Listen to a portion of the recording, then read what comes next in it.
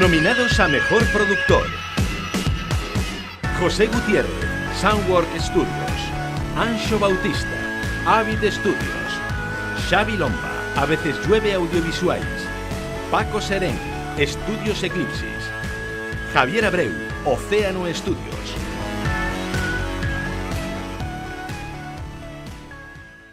O premio da música Maquetón Estrella Galicia 2008, o mellor produtor non é a Pedro, ni moitísimo menos.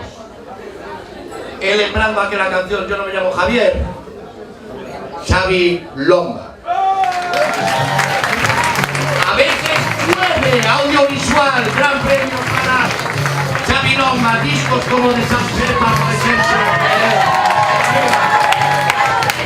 Hola, buenas noches a todos.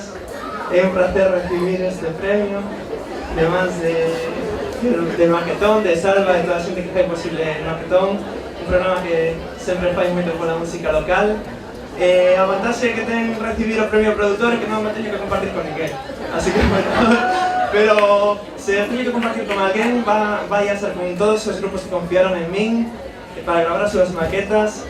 Ademais, mención especial a todos os grupos que me levan de técnico de directo, como son Phantom Club, que está Sheila aí, Nadadora, Yugoplástica, que vin a Ramón antes por aí tamén. Nada, a todos moitísimas gracias, vémonos por aí. Gracias. Chao.